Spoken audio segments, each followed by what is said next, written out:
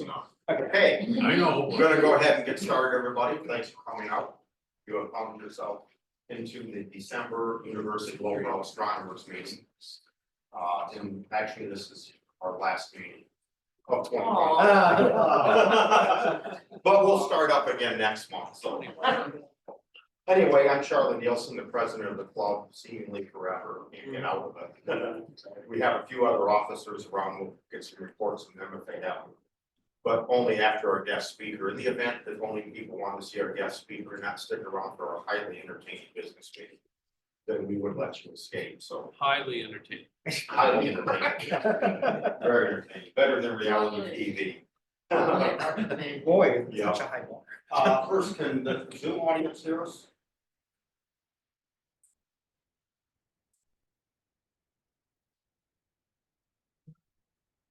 That mean they can, it's not responding, or they didn't hear a question. Well, usually if they can't, somebody can say. Anyway. So our speaker tonight is one of our own club members, Gary Nichols, who has been a club member for about 2 years now. It seems like it's almost long. 2, okay. Anyway, Gary introduced himself to astronomy and astrophotography a little bit longer than that, before that.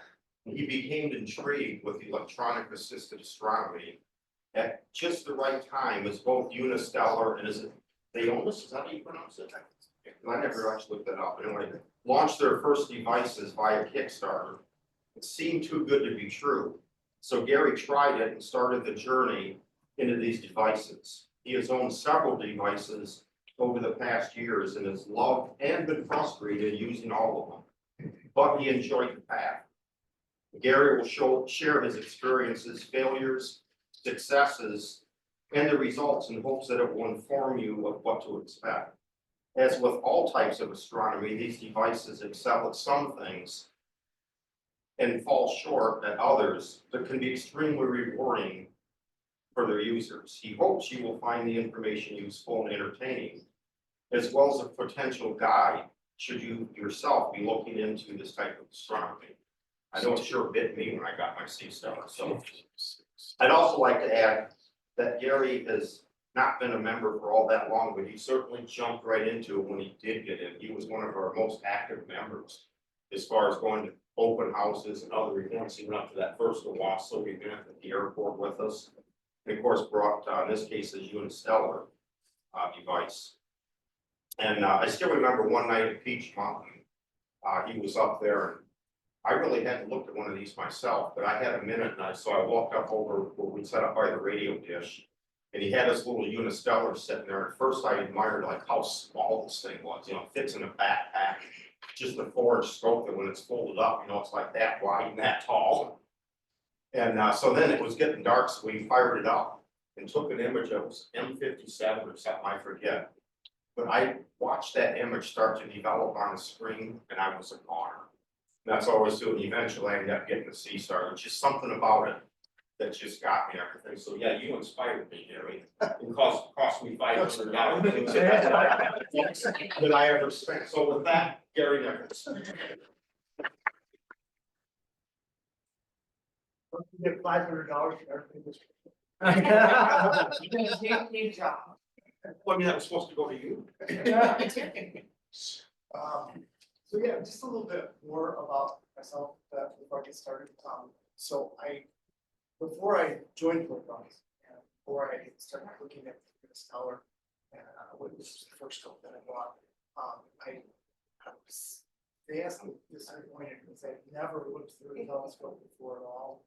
And I bought a Celestron 4SE, it's the small one. I did everything right in the box. Looking at M31, and I'm looking for this. And my friend is telling me, "Oh yeah, it's like 5 times as wide as the moon." Yeah, how can I miss that? So I didn't know what to do. I was looking around and I saw the term EAA. I saw at the time doing the Kickstarter And I thought, well, it's a lot of money, but you know, I'll try. Yeah, and like Charlie said, the first time I took that out there, I had no expectations. And I put it out there, and I started with that, I think that's, you have to start with that for a while. I put it out there, and, It's a lot. it, for the first 3 seconds, it's okay, the stars come in. Start to get fuzzy spots, you see an arm, you know, it's so amazing to see it develop. It reminded me of when I was in high school and went through photography for the first time. You've got hand, Yeah. and they had hands of chemicals, and you're in a dark room with red lights, and you watch it develop slowly. Yeah. That's exactly what you see on the screens. Well, I'm supposed to have this.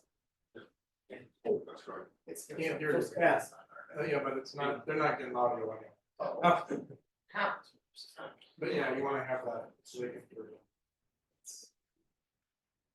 It took, If we chatted, they couldn't hear us. Well, you can ask. I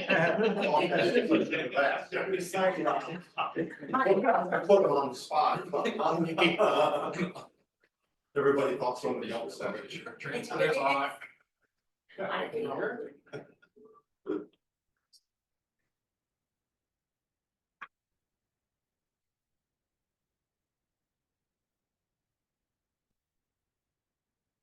You have to select it. You know, first. No, we shouldn't have to touch the podium.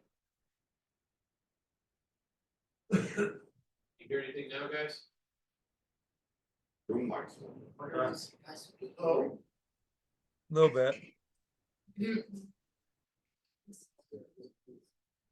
I don't think anything's coming through the mic.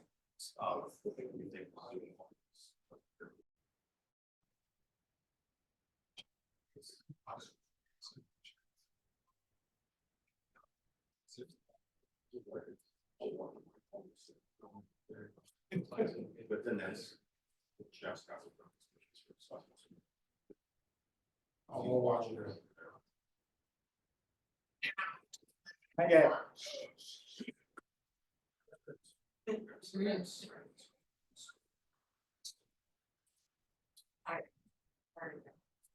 One moment, yeah, so-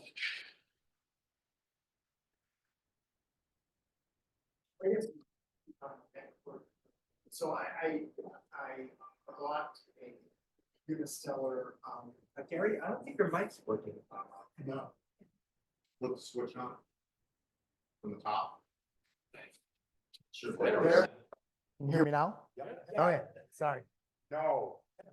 Is that the Zoom, can Zoom people hear me? I think they said yes. Oh, good. It was, you can hear, this was not on. Oh. Okay.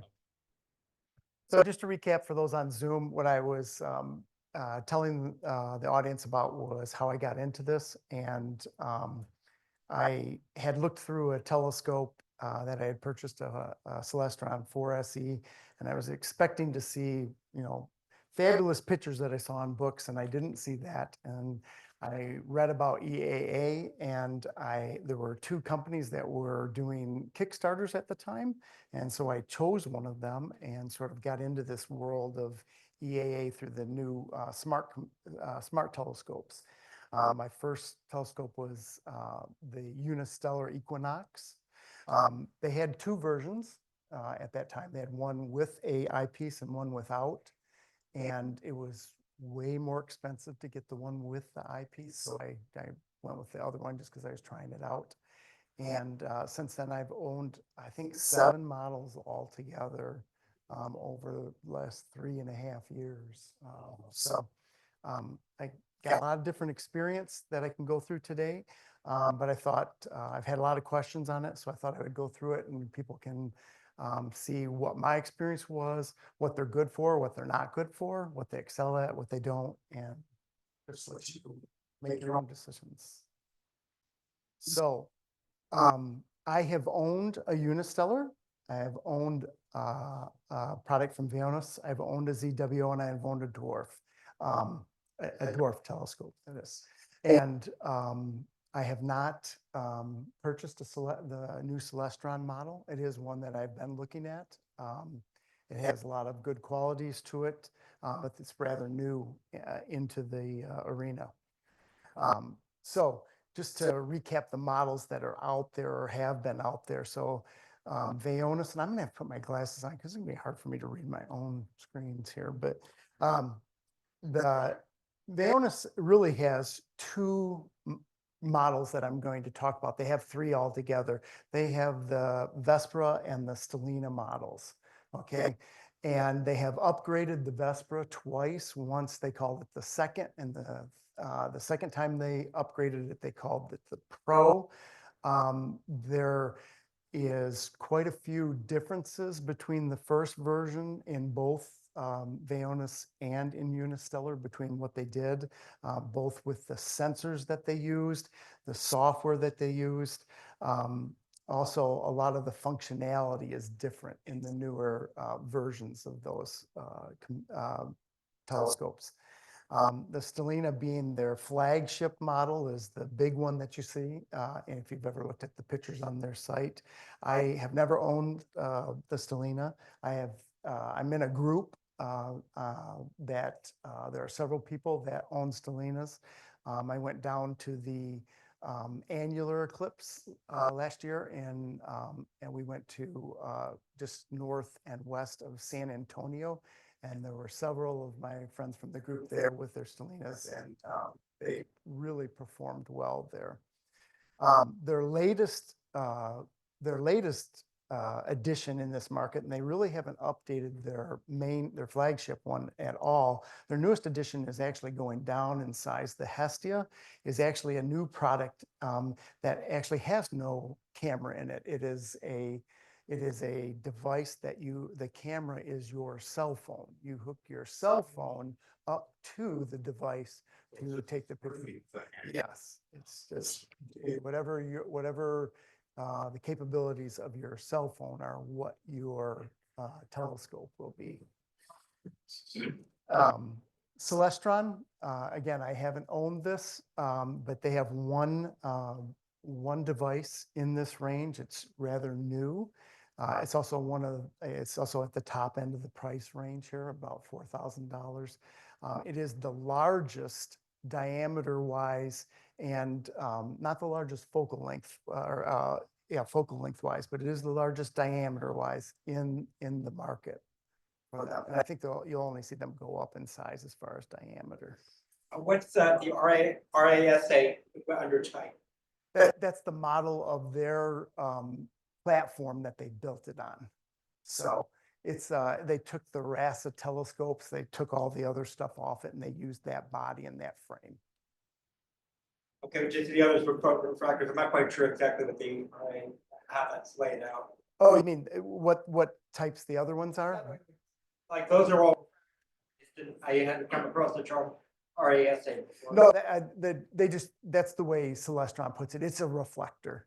It is a reflector. It's a 6-inch reflector. Modified Schmidt's, modified Yeah. optical system. Okay. Unistellar has three distinct models. They have the Equinox, which is their lowest level, or was their lowest level one, and the EV scope was their higher level telescope. They have since come out with one called the Odyssey that has two versions, the Odyssey and the Odyssey Pro. The difference between the Equinox and the EV scope is the same as the difference between the Odyssey and the Odyssey Pro, and that is that the higher model has an eyepiece. Now, it's not the kind of eyepiece you're thinking of with you know, a lens. It is actually another camera, another imager under there, and it's putting a digital image in there, but someone can look through the eyepiece at that digital image. So I have never owned one of their models with an eyepiece. I thought that sort of defeated the purpose, but a lot of people do like it, and they do sell a lot of those. But even though there's quite a bit of difference in price between getting the model with the eyepiece and without the eyepiece. The big difference between the Odyssey and the earlier models is that they went smaller, lighter. Most of the weight difference there, though, came in a reduction of the battery. Their batteries are by far the best in the industry. So just by comparison, so the Sea Stars, which you see over there, and let me just put this up here so people can see that I brought my Sea Star too. The Sea Stars will last 5 to 6 hours. That's about what I get out of it, which is great for, you know, an outreach event because they usually don't go longer than that. But if you're looking to do a whole night of capturing, you know, messy objects, you're gonna need something to hook up to it power wise. So they go about 5 or 6 hours. I have never run out of power on my Unistellar. It's slated at about 12 hours. I've went more than 12 hours with my Unistellar. Now the new ones, the Odysseys, they only go about 5 or 6 hours too, but they're much lighter. So that's one of the biggest areas that they cut down in the weight.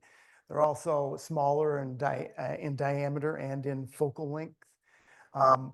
One of the biggest changes, and I'll get to a lot of the pros and cons of these in some other slides, but one of the biggest changes also that Unistellar made between the Equinox and EV scopes versus the Odyssey is that they realized that when devices like this came out, a lot more things were automated.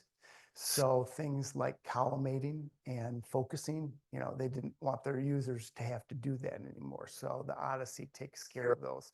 It's one of the most frustrating things with the earlier versions of the Unistellar products was the collimation and focusing.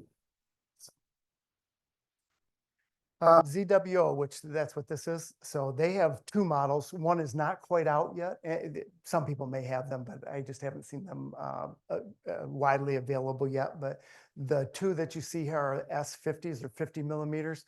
The new one that's coming out is a 30 millimeter one. It's got some changes to it that I really like, and I'll go over those in a little bit when we go through the pros and cons. But I really like the feedback that ZWO took and actually implemented in the 30 and didn't just make a smaller, cheaper version of the 50. So Dwarf Lab. I'll tell you about these 2. And I had a Dwarf Lab. I do not have a Dwarf Lab now. I did have the 2, not the 2 Deluxe. These are really models that I think are more for celestial photography than astrophotography. And they don't, if you go onto their site, you'll see that they have a lot of animation with like wildlife photography and stuff like that. But they'll also add in that they do deep sky imaging, but then it wasn't really that great at it. And I had a lot of problems with mine and sold it. So I can't really, even though I've owned one, I can't really speak deeply about it. I wasn't as happy with that model. Okay, now I'm going to talk about the comparison of the cameras here for a minute. So Vaonis started out most of the imaging trains for these use Sony technology. So you'll see that they use the IMX 462 there. It was an 8 megapixel, and this always threw me because even you'll see in the Unistellar one, more importantly, is that the cameras, the sensors would have a higher megapixel rating than what these vendors were saying that they had. And I said, well, why would you? What happens? And it's a lot of times it was in the way that they were using it or where they were cutting down on things inside the imaging train where they were losing quality of image and specifically in the size of the megapixels. So the Vespra came out and it had an 8 megapixel resolution and the Stellina had a 6.4. When they came out to the upgrade of the Vespra 2, it went up to 8.3. And then when they got the Pro with the newer model of the Sony sensor, it went to 12.5 megapixels. And like I said before, the Hestia is really dependent on what cell phone you're using. So, whoops. I want to go back.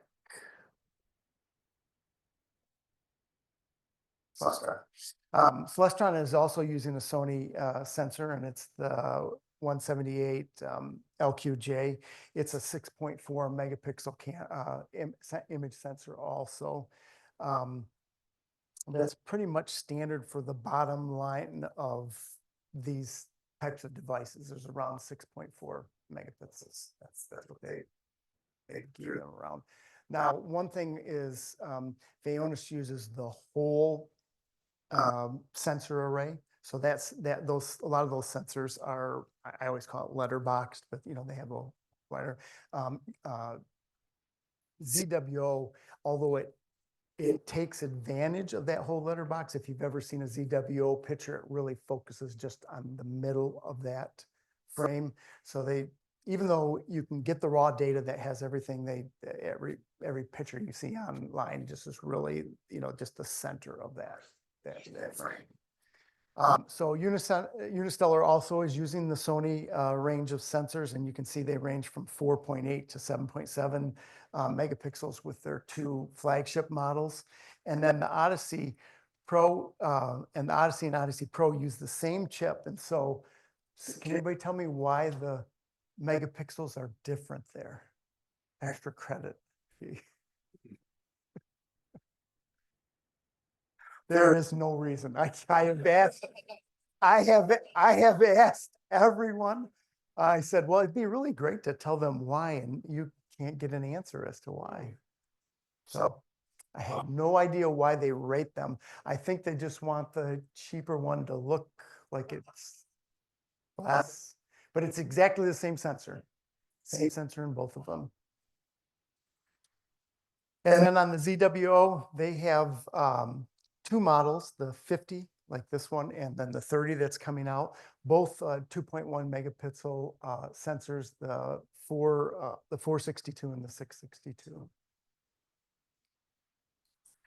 Dwarf Lab, I'm going to roll right by this. They use an IMX 415, which is a 2 megapixel camera. But again, I don't recommend the Dwarf Lab. So if you were thinking about getting one, because they are quite cheap, but if you were thinking about getting them, I would do a lot of research and talk to people before you get those. Yes. I have skinny for $100.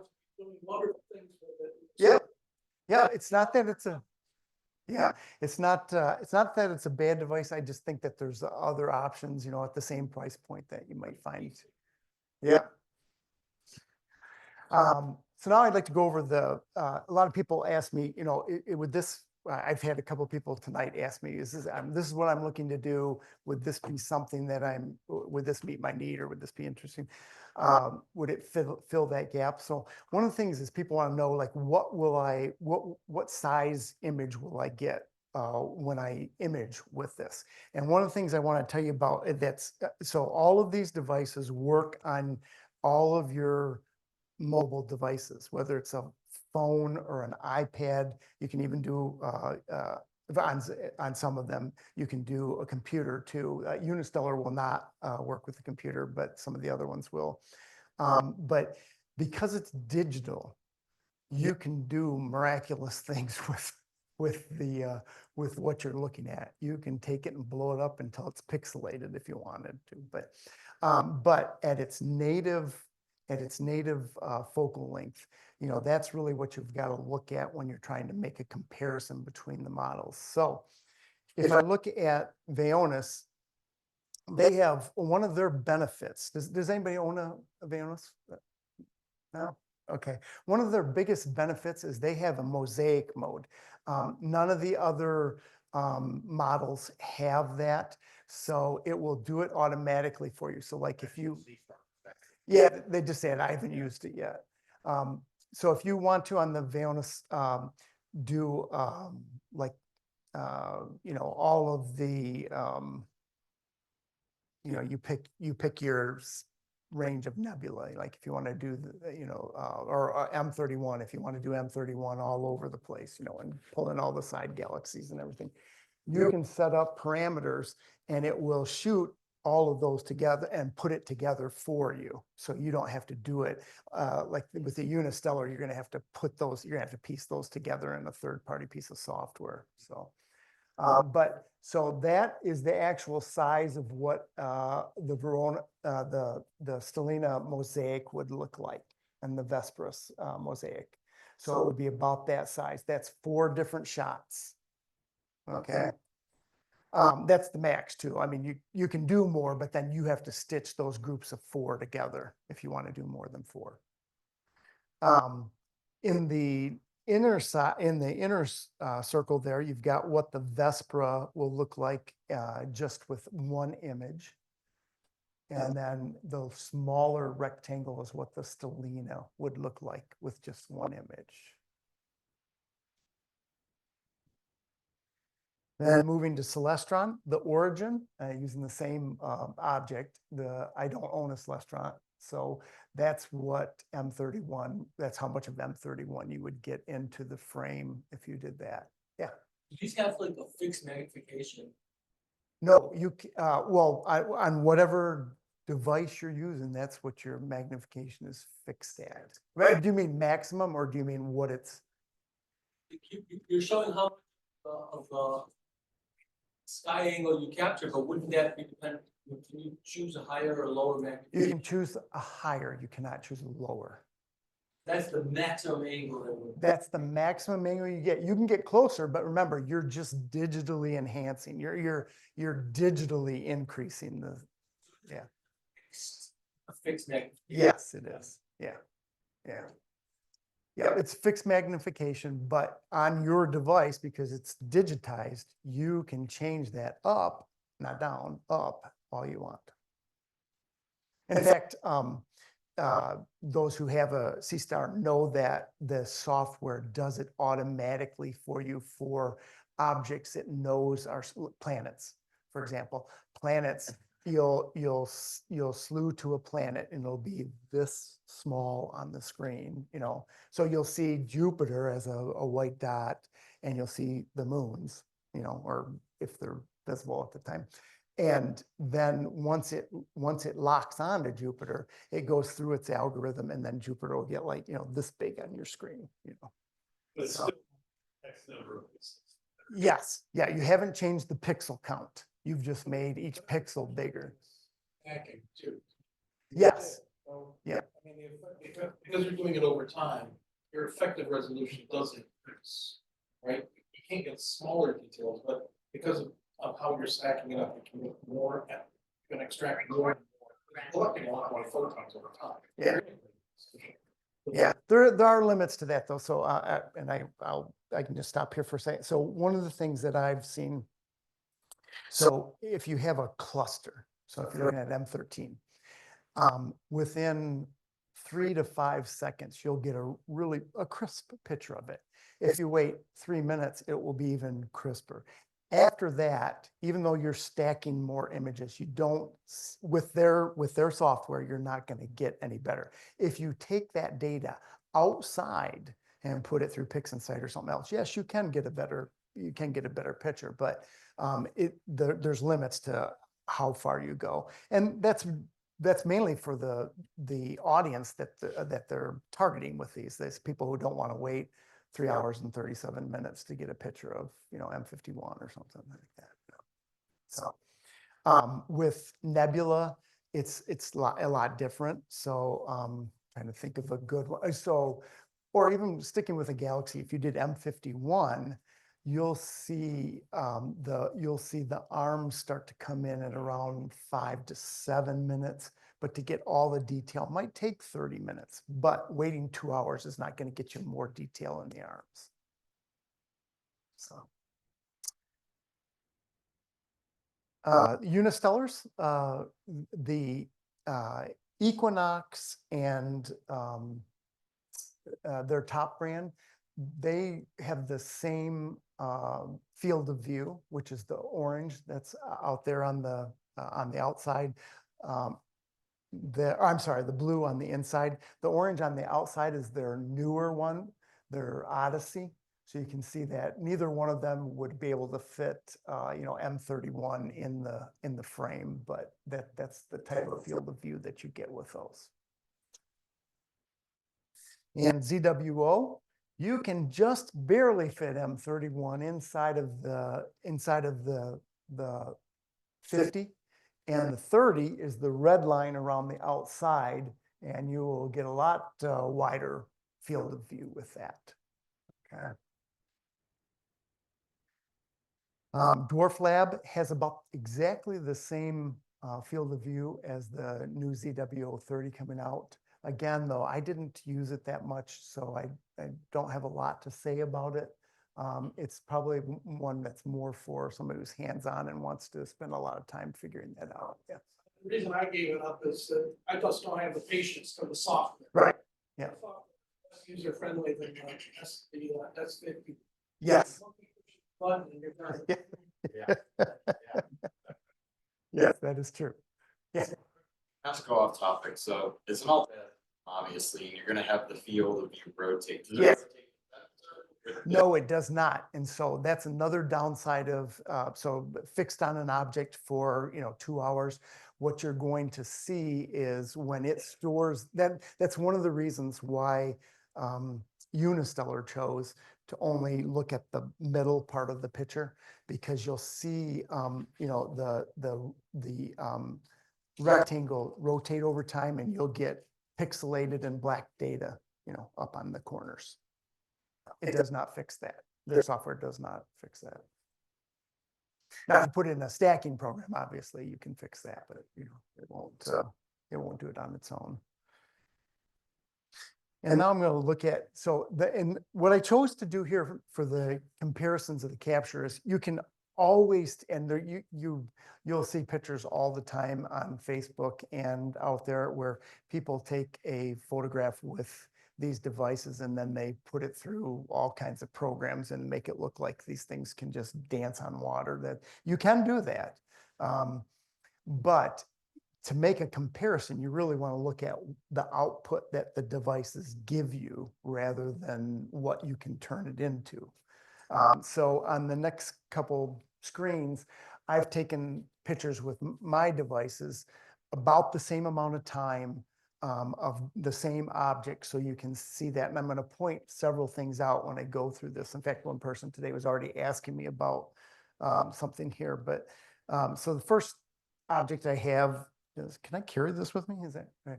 So I have M13. And so the Unistellar picture is up there on the right. On the left side is from the Sea Star. And the Vaonis picture is on the bottom there.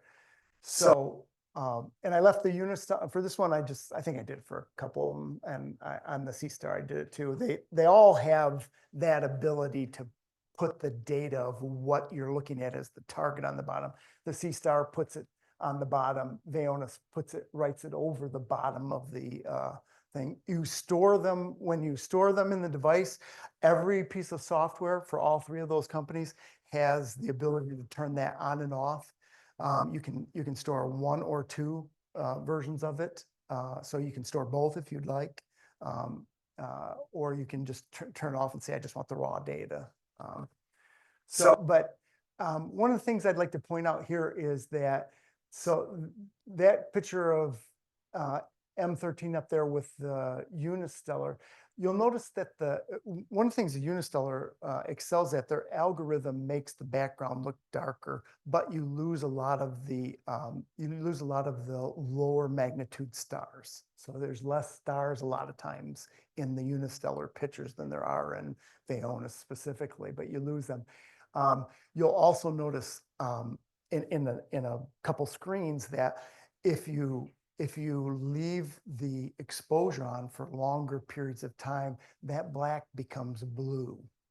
Okay, so they all have a downside with trying to min-max their algorithm for the object that you're trying to take the pictures of.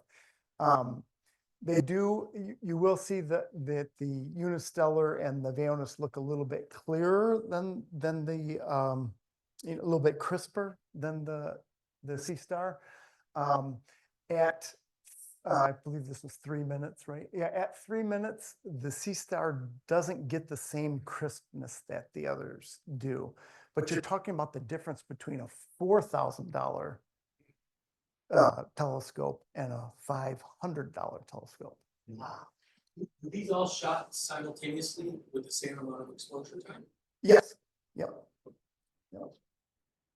Yeah, I wanted to be fair with that, so. But Yeah. which one is the lower right? This is the Vaonis. This is Stellina.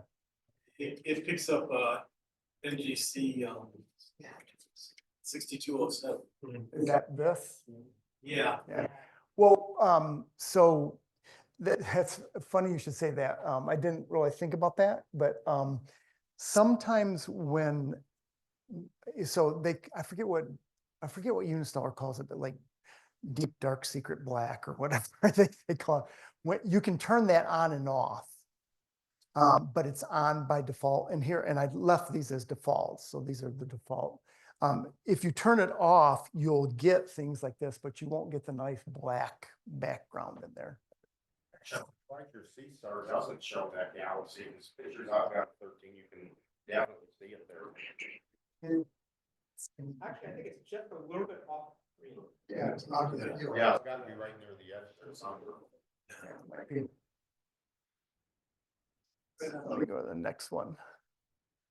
So here's M51. And so now you can see this is 30 minutes on each one. So you can see that one of the things that the Unistellar does is it does make a brighter object when it does that, but it almost burns out the cores of those galaxies. And at the same time, I can't see it from there, but if you're looking straight on, you'll see that there's a lot more blue to the background instead of black. Yeah. And to me, although that's the brightest object, this looks a lot more aesthetically pleasing to me. It looks more realistic, yeah. So does Stellar kind of shift the white the region most of the time? I think that's what their algorithm does. I don't know. Now, let me just say that all three of these on their applications allow you to change gain, white balance, and usually a couple other things depending on what you're shooting. If you're shooting planets or the moon, they let you change other things. But you can actually change those. But again, I wanted to show you what these look like with the standard settings on there. You can manipulate them, but once you get into that, you're really testing the software, not the actual device itself.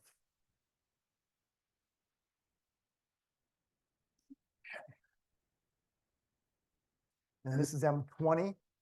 Now, one of the things that, so my wife was asking me about this too, and she said, well, because she's always asked me, well, which, if you had, not that any of your wives would ever say this to you, but if you could only keep one of your telescopes, which one would you choose? So she said, you really like this one. Why, it doesn't look bright and pretty like the other ones. Well, their software is doing less with the picture, but notice how you're getting a lot more detail in there. And one of the things that I'm into right now with my travels down astrophotography is I take the raw data out of these and use it inside of PixInsight, and you just have a lot more to work with there. And I'm going to go through that. I'm going to go through the pros and cons of that afterwards, as well as where you're at on your journey. But if you notice how you don't get any of the smaller background stars in the Unistellar at all, but you get a nice bright red and blue there, because they've modified their software to be able to do that. Yeah. Whereas you don't get quite as much blue in the C-Star, but yeah.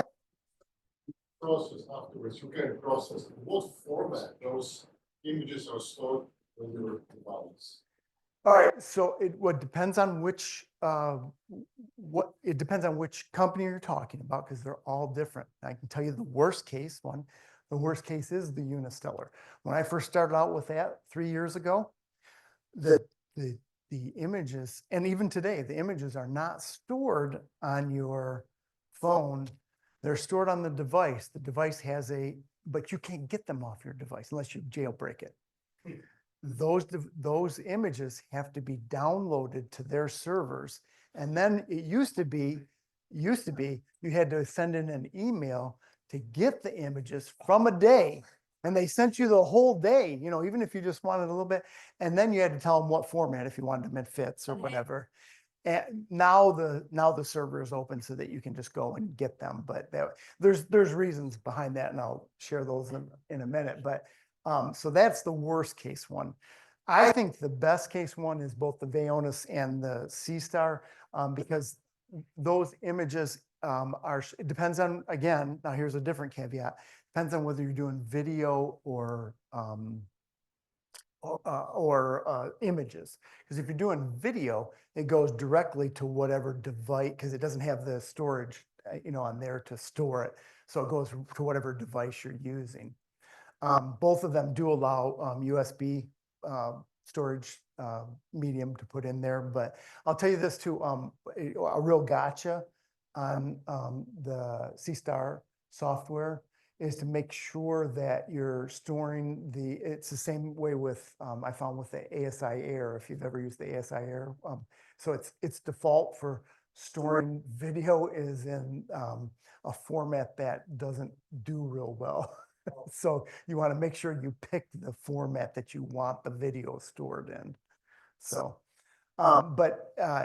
if you're taking images, the images are stored on the devices. It's really easy to, the devices have Wi-Fi, so you can transfer them that, or what I do with mine is put a USB device in there, put them on there, and then put them in my computer and store them, transfer them to my computer to work on them. You store a full night's observation on the machine, or you need to download? So again, I would say you got the lowest common denominator of all the devices is 64 gigabytes. So if you think your data for the night is less than 64 gigabytes, the answer is yes. So you can get more by putting more storage on it. I haven't really had a problem with that. My problem is more forgetting to take something off there and then not having the room to do it. That's Yeah, usually. something I've noticed about the Sea Star, you can delete it in your gallery program in the phone. Yeah, You can and delete it that when doesn't. the pictures really are in the phone, the next thing you know, you still find it in the Sea Star. Yes, yeah. Yeah. All right. Next one. So the moon. So this is one where the Sea Star actually outperforms the other two. And the other two are not really meant for, well, you got the difference between refractors and a reflector. Okay. So the crispness of the Sea Star is a little bit better than the crispness of the other two. It's significantly better than the Equinox, but that is due to the fact that, again, I wanted to show you exactly what I was doing. That's the best I could do manually focusing the Equinox that night. Okay, because it focusing it is around the at the end of the tube. It's a round thing that you just move like this to focus. Yes, yep. And collimation is done with a Allen wrench. So, and believe it or not, there's just two. There's one here and one here, and that's how it does collimation. That's why most people, if you do go down that route, most people will tell you to 3D print a tri-Batinov mask, because you got to keep moving the Batinov mask around to make sure you're collimating it correctly, because it can be good in one direction but not good in the other. And don't ask me about the math of that. I just know that it works. It's interesting, the color tone between the Sea Star and the Interstellar is reverse. I know that. From what it was in the deep Yeah. sky objects. Yep. But again, this is the default setting. Yeah, you don't get, I don't know why that is, but you don't get it was funny because I was expecting to see the white moon with the Interstellar, but you don't get that. And then the sun, they all do about the same on the sun, really, to tell you the truth. And other than an eclipse, I'm not really excited about the sun. Although I was really excited to watch everybody else's pictures of the sunspots this summer. But they all do about the same with that. Okay, I will tell you that they've gotten a lot better, but at the beginning it was really hard for these scopes to find the sun during the daytime. Now they're really good at it, Do they come with solar filters? They what? Do they come with solar filters? this one comes with one. This one is about $200. That one is $349. So, and you're much better off probably just buying the film yourself and making your own one, to tell you the truth, with those ones. They're proprietary, and that's how those two companies have been making some of their money, with their add-ons like that. So like this company is much more of a marketing savvy company. So they have a backpack with it. They have a, a solar, they have a special, I'll go through all the pluses and minuses, but I'll tell you, with the Unistellar, I'm on my third tripod with mine. So everything from because all the tripods have levelers in them, and the leveler went bad with one, a leg went bad with one. So I'm on my third one. Now I will say this, so it's really great customer support. They're slow at customer support, but they're really good at it. I haven't paid a cent for either of my replacements, and I've had that telescope 3 years. So. All right, the Eclipse. So unfortunately, I couldn't do, so this is one where I veered from them all being at the same time. Both there. Oh, can I put it in my pocket? All right.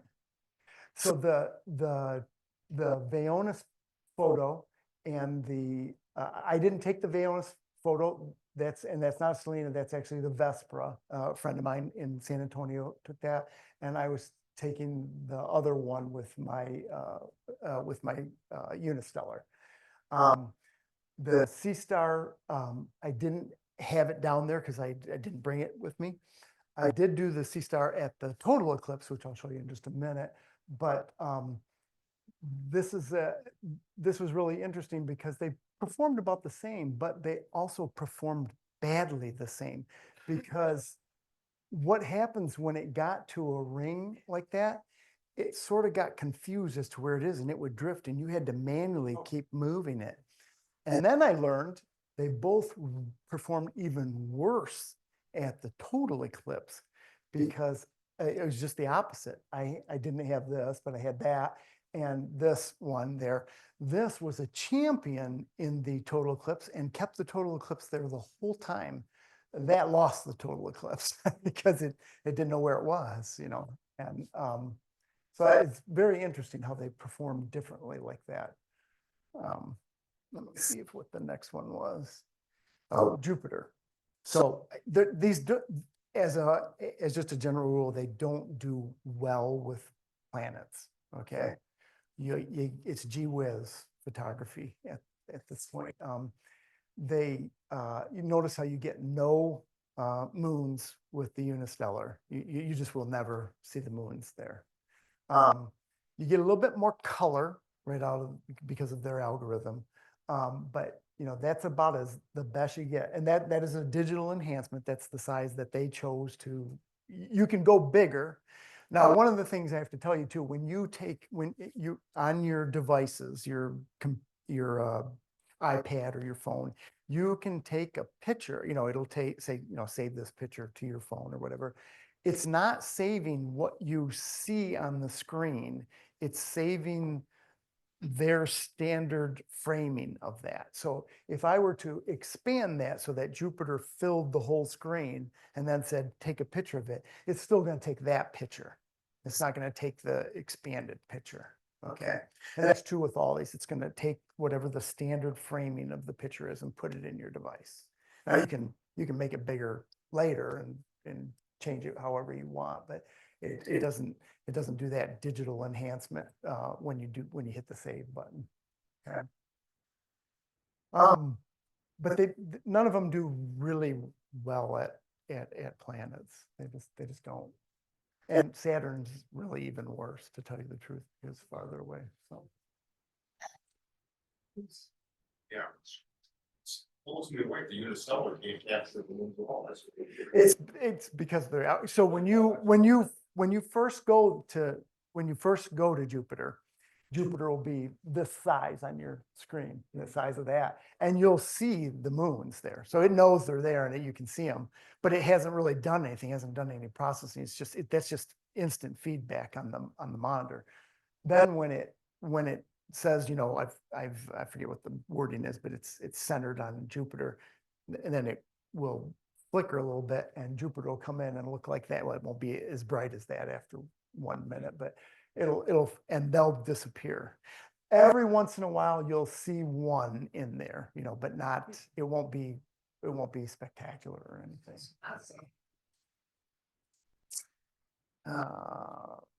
Okay, so I have to get out of the presentation here at this point because I wanted to show you. So this is, let's let this play while I talk. So when I did go to Indianapolis for the total eclipse, this is the sea star throughout the total solar eclipse. And I'm not going to play the whole thing because it's like 4 minutes long. So I'll get over here. You'll start to see it. This is it coming out of the eclipse, and you'll see the diamond ring here in a second. And then you'll see what I really wanted to show you, because it's a difference that CSTAR got a lot of complaints about after this event happened. But you can see it come out. It did really well tracking through the whole eclipse. Nice. So right about now, you're saying, okay, I got to put the filter back on it. Okay. Because it's gonna, and you'll see me doing it in just a second because it will go all over the place.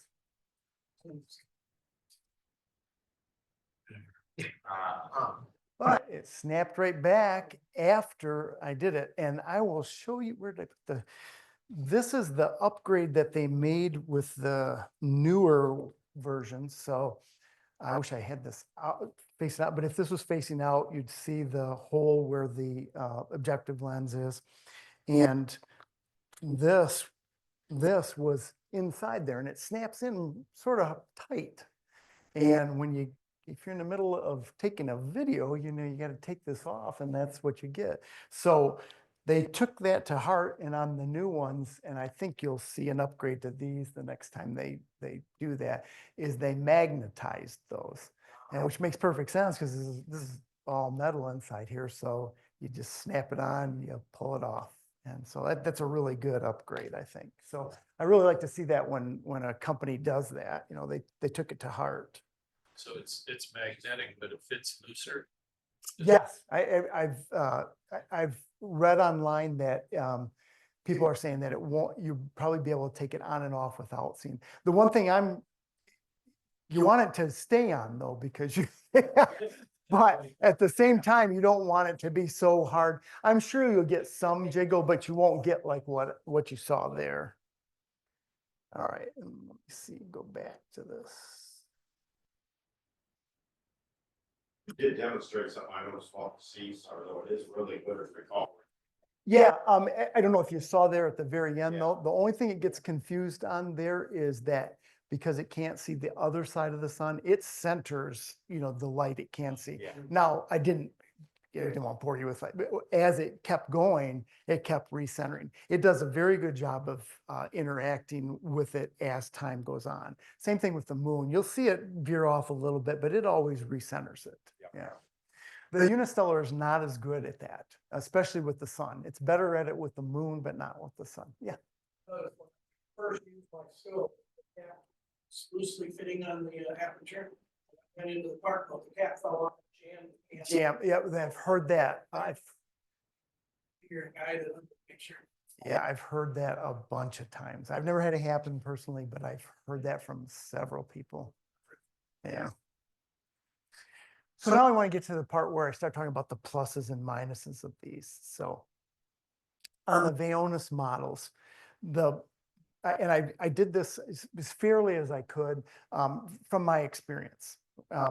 So one of the things you're going to see on all of these models is that they're great for outreach. I mean, that's really, I would say that if there's anything else that you could say on these, that's their number one thing. They're great for outreach. The Vaonis models have a very good user interface. The mosaic function, like I said before, that's a plus because it will be interesting to see how C-Star implemented it, but it's a very good feature to have if you want to do larger objects. The light pollution filter is built in to the Vaonis. It's built into the C-Star. It is not built into the Unistellar. And I'll go over that, and when we get to the Unistellar, Vaonis has easy access to the raw data. You're just downloading it to your computer. It's really easy to do. The tripod for the Vaonis is just, I would call it average. It's not bad, but it's not great. Just so you understand that. It does have a lower battery life. So you're talking, so mine's a Stellina, obviously the lower model, but I would say I'm safe with less than 5 hours with it, which is a smaller amount of time than the other models. It is very expensive. It's a high cost model. That's the biggest negative to that. Yeah. When you say great route reach, that means what? I had people over not this Thanksgiving, but the last Thanksgiving when I had just had this. They're eating Thanksgiving dinner. Remember, it gets darker then. Right. They're sitting there eating Thanksgiving dinner, watching, not my C-Star, but my Unistellar on our 70-inch TV. But it takes several minutes to build an image.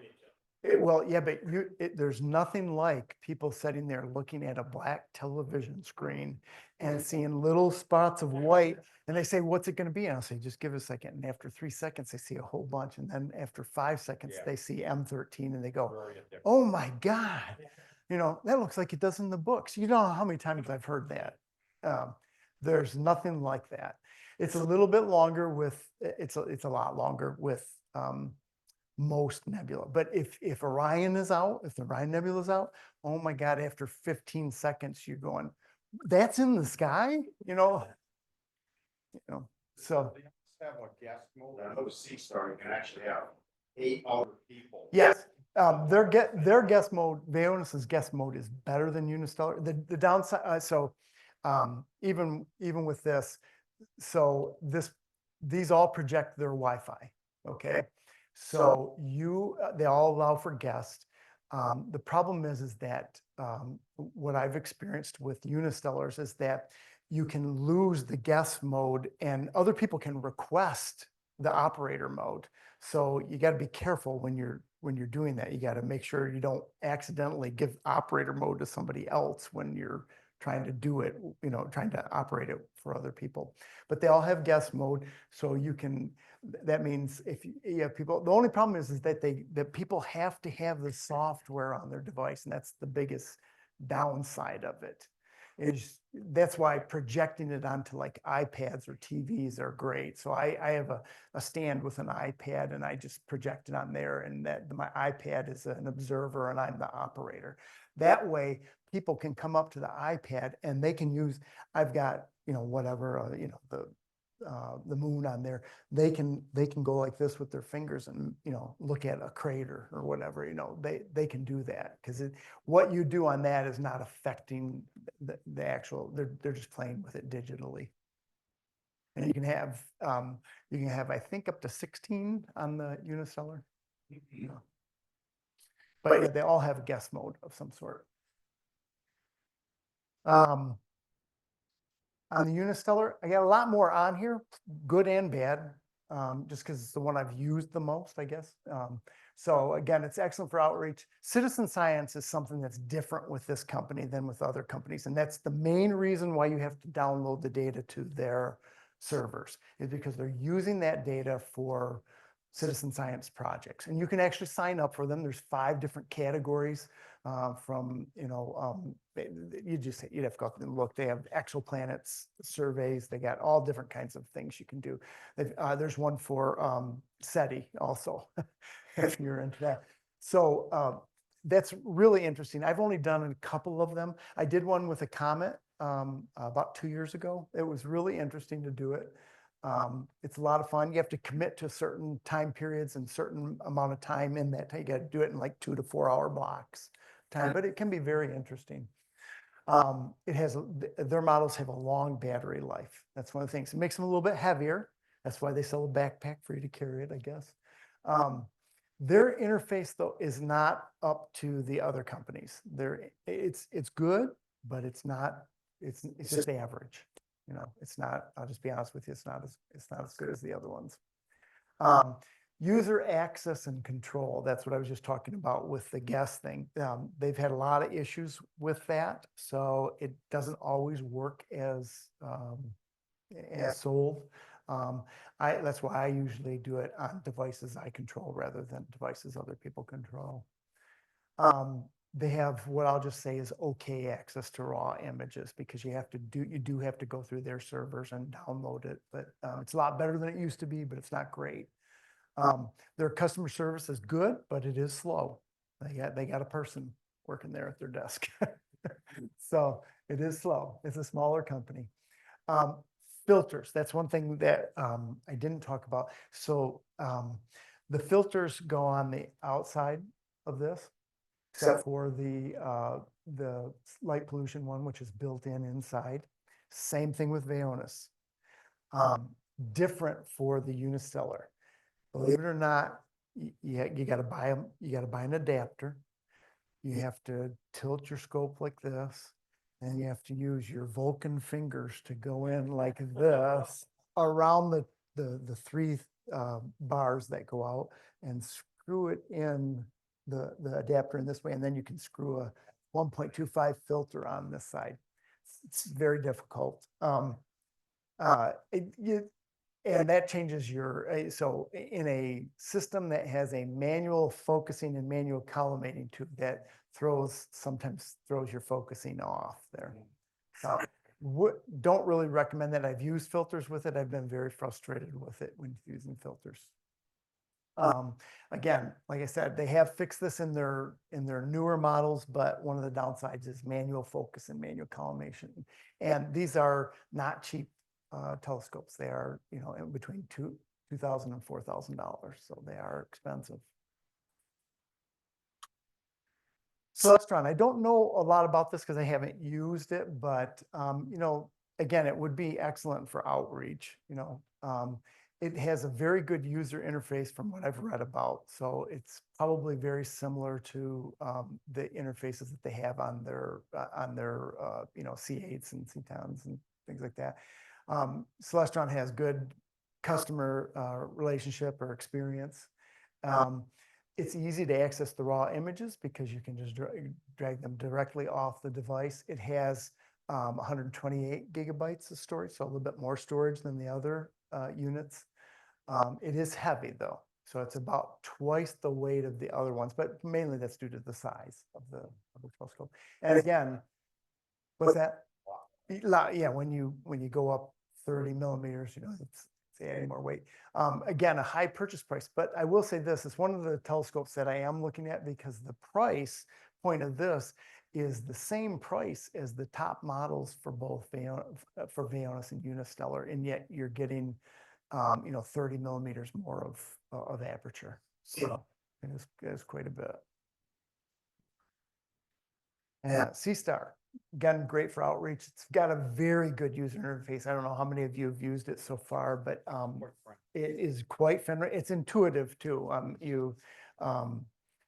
Something's wrong with my machine, my device. Well, there's a picture of the device. You push it, and all the things come out.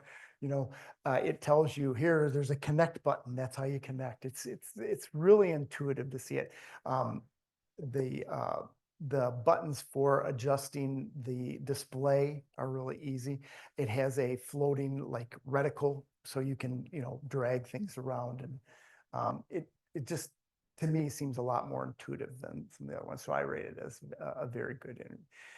Very easy to access again the raw images through your computer. It's very light. That you can carry that case anywhere. Anybody can carry that case. The filter for the sun and light pollution are included in it. Which is great because it's included in the price as well. So it's low cost also. It is a little bit lower resolution, obviously, than the other two devices, but comparatively, if I told you $2,000 here and 500 here, and it was just a little bit lower resolution, that's a great trade-off for that amount of money. The tripod is the worst thing I think about it. I just don't like it being this low. I also can't use it on my deck. I know the advertisements show it with a person on a table on a deck. You wouldn't want to do that. It'll be prone to vibration.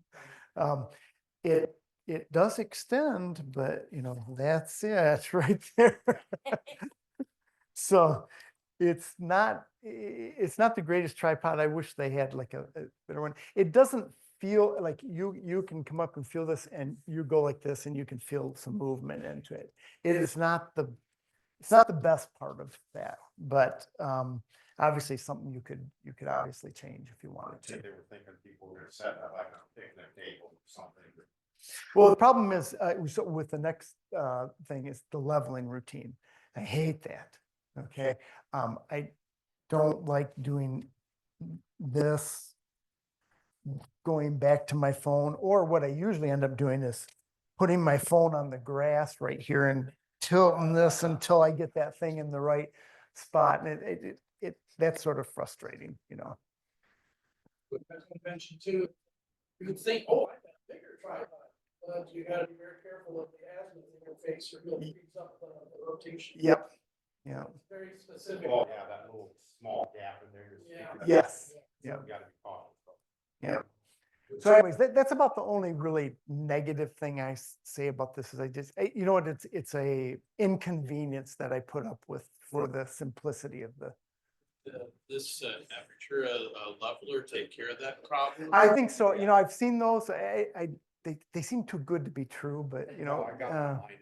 that's what everybody is saying, and it's probably what and I usually end up incorporating things other people say about that.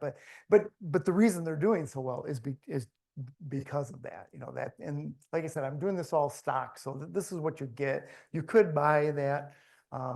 It's another cost, but I think, in all fairness to the other brands, they do a much better job at the leveling technology. Let's see what I got. Dwarf Lab, they're very inexpensive. Okay, it's very inexpensive. They're easy to set up. It's an average user interface. I wouldn't say it's great. It's reduced resolution, and I just don't think that astronomy was the main function of that device. So that's pretty much why I gave up on it. So I wouldn't recommend it, but I wouldn't, look down on somebody who's using it. I mean, if you can use it, that's great. Yeah. So astronomy is not the main function for this. Is that like long focal length imagery on? You know what? If you go out to their site, what you'll see is pictures of birds in Africa taken off, and video of that, and that's what they. Does it autofocus for you, or do you have to do it? Yep, it'll focus on the flock of birds. Yeah, that's one of their selling points. So.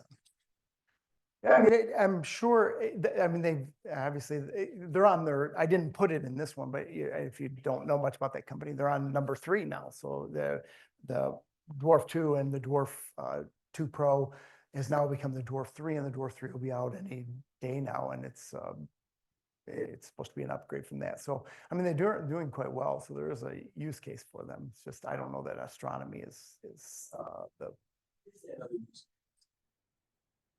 Like I said, if you go out to their, again, I didn't use it for anything like that, but it looks like there's a lot of celestial photography uses for it. Terrestrial, I didn't, it's celestial, heavenly, terrestrial. So like a wildlife, cinema, so like if you wanted, the base can rotate. So if you wanted to do a panorama of the mountains or whatever, there's a lot of things like that it can do. Like, is there like on the phone, are you able to, let's say I want to slew it? Yeah, it's all controlled by your phone. There's no controls on the device itself. Is it like, so let's say I want to track a plane or the flock birds, is it like a little thing where I can move my finger? It's like a reticle on there. So like if the birds are over there and my thing's pointing at them and the birds start to move, I move it with my finger and it'll. often buy has longer exposure time to get the smaller aperture and all this, and we'll see what we're trying to capture a moving object. Well, you've got a lot more light though Yeah. there. When you're, when you're dealing with daytime on our planet with, I mean, there's a lot more light there. It's easier feedback loop, you know? And the seesaw actually has terrestrial home too. They call It does. But here's the difference. Yeah. If you go to ZWO's site, that's like an afterthought. If you go to Dwarf Lab's site, it's like almost astronomy is the afterthought. That's the way I would portray it, you know? How good is their auto focusing algorithm for users? So for the C Star, it's a lot better than both of the other two models. I'll go with ones that I've used. The C Star's autofocus is a lot better than the other ones. Now you'll read out there on the internet, a lot of people will say, well, mine's a little bit off, you know, so and you can manually adjust it. But you saw on that moon, I mean, if I go back to the moon picture, I mean, that's a pretty good focus for right out of the. Yeah. Now, obviously, you can change it. And what I've noticed is I don't know that I've ever improved the autofocus. I've done it a couple of times and end up realizing the autofocus was too long.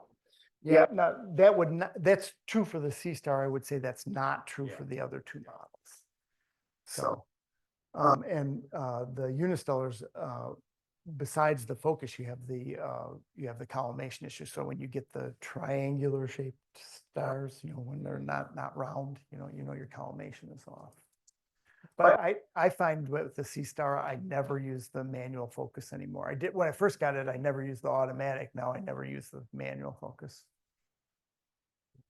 About the personality of the images, I've been taking astrophotos for decades, and they look just like the picture some kid just walked out of the box. It's amazing. Yeah. How talented these kids are, things like that. Yeah. They look just like the ones I've been doing. Yeah. And you gotta remember, these are all untouched. So, I mean, you can take this data and put it into PixInsight or whatever tool you're gonna use, and you can sharpen it and change it, and you'll get much better images. But I want to show you the, yeah. Let me go back. Where was I?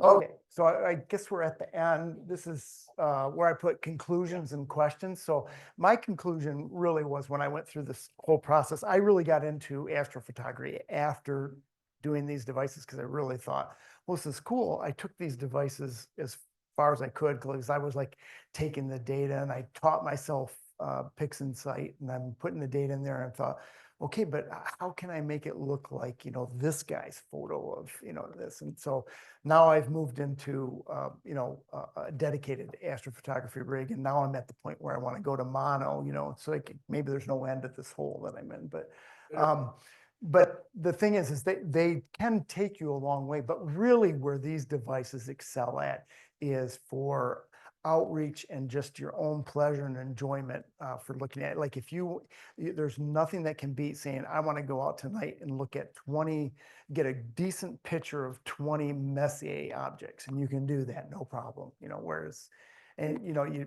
I can set it up in 5 minutes and be running. I can view it from inside my house. I can be in my basement, you know, whatever you want. That's really the beauty of these objects or these devices is that they just excel at that. Certainly, you mentioned the aperture aspect. I read Celestron, it's a RASA 6 basically. I have RASA 8 with a CWO 294 camera. Mhm. 1 minute, galaxy pictures on wash with stars. Right. So I imagine Celestron 6 costs a lot, but you're gonna get a tremendous amount of stars. Yeah, I was really excited when they said that because, you know, what's the young gentleman's name who just left? I think from Alabama, or well, he's from here, but Dimitri, because he was asking where are these going to be in like 10 years, and I said, who knows? I mean, that's the path things are going. You know, you don't know how good they're going to get, but that's where a lot of the retail money is going to go. It's the same thing. Are we ever going to get rid of film? Yeah, we went to digital finally, but a lot of people had to tinker with that and pay the price first. Well, I think they're only gonna get better. I think they're only gonna get bigger too. So it'll be interesting when the first company comes out with like an 8-inch one of these. That will be really amazing, but it might be a lot of money when it first comes out like that, yeah. Term use, the picture develops. Yes, that is, Yeah. that is, you know, for my history, I'm old enough to know that, that is the thing that's really mind blowing for people, because I have like other groups that I'm in. I have a gaming group, and it was a Wednesday night. We'd get together on Wednesday nights, and I set the Sea Star down outside, and they watch it. And you never seen 8 grown men go, oh my God. And then they're looking up like it's up there, you know, it's like what they see here. If they look really hard, they'll be able to see it up there. You know, you can't beat that. You can't beat that. Yeah, but you choose one of those on a SGA marathon. Yeah, I wish I had yes. I don't have all of them done yet, but I have if you want to come up and watch my phone afterwards, I have, on my Unistellar, I have probably about 2/3 of the Messier, taken a picture of it, and it's a video, but it shows each one as it goes along, you know, with music, you know, so. And it's, yes, so the answer is yes, but not all of them. Somebody's written a program, uses a Raspberry Pi to interface with Sea Star. Mhm. You can actually write scripts and just tell it what images you want and everything, and just let it go. Yeah, that'd be really cheap for an SE marathon. Yeah. So you gotta remember, when I first started too, I wasn't into astronomy, so I didn't know where anything was in the sky. So that's one of the aspects you lose from this, Yeah. is that you don't learn where things are. And where that becomes, I tell you, where that becomes really frustrating is when you buy an astrophotography rig, and then now you're sitting there saying, okay, where is the veil now? Because I've always said, just go, and so, but then I found the ASI Air, and it has like a picture of everything, and so, oh, I can just move things in and out, and I can go find. But yeah, that's one of the things that they don't do well, like you don't learn the sky, which is sort of a downside. I know that at our Fish Lake Reserve a few weeks ago, I had my Sea Star outside at station mode, so it's running outside. Mhm. We're all inside in this cozy building. Yeah. Big monitor, and we're going from object to object, so we're missing the entire sky. Yes. We're all sitting inside. Yes. Yeah. So there was someone on the email thread, I don't know if they're here or not, who was asking about, they were having problems with range on I didn't really address that here tonight, but yeah, you really, I don't think I ever run in anything besides station mode with the Sea Yeah, Star. well, and it's cool, you don't even have to hit the connect Yeah, button. because They won't see your router. yeah, what it's doing is hooking to your Yeah. home router, and you can just use Yeah. that from anywhere. That's how I can be in the basement and do And you it. have the bonus that now you can use the internet part of the app at the same time you're. Yes. to the telescope. Yeah. Where directly. You can't do use that, one. yeah. Which is good if you're using like, if you don't know this, like, so I've run into that before. Okay, so what's the NGC number of that? I know what they call the bubble nebula, but what, and I gotta look it up, So yeah, that's a very helpful thing to be able to go out to the internet and do that. So, yeah, You mentioned the Sea Star battery life's about 5 to 6 hours. yeah. Can you operate without a charge? Oh, yeah, you can. Yeah, I live in Canton, and I guess I could run a extension cord way out to it.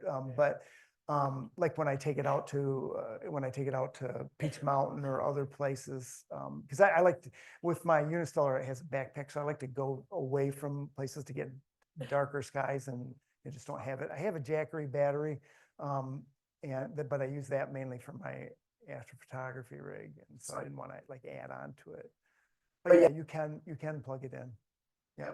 Someplace I saw accessory, which is a good idea, because if you hook up an external battery, I carry around my accessory pack. It's not the capacity of that, but it's enough to get me by an inch. Mhm. But what people don't think about is the scope is moving and the battery pack isn't. Yes. You got to port between the two. Yeah. But somebody made a little bucket like thing that attaches right to the side, flips onto the side of the CSR, and you just set it in there. Yeah. So one thing, I didn't put this in my, but now that people are asking questions, I think about all the issues I've had over things. So, changes in weather. So the reflectors seem to do better with accommodating to the colder weather faster than the refractor does. So if this clouds up, you're gonna have to wait longer than like with the other ones. Because it's just a long tube with a glass in there, so you don't get as much condensation or whatever. I don't know what the reason for that is. Yes. It does have the built-in dew heater. Vaonis does, Unistellar does not. It does choose the battery. It does go through the battery much faster, yes. You can also get new shields for them too, though. Yep. Just, fit in front. The only thing there is just gotta make real sure you remove that before you shut it down. Yes, that's the one thing it doesn't know about. When you hit that return button, it doesn't know whatever you have in front of it or sitting on here or whatever. Because there's all shutdown things, so if you don't do anything for a while, Yeah. it'll eventually time out and shut down by itself. Oh. Yeah. So you gotta consider, that's why I always turn that off.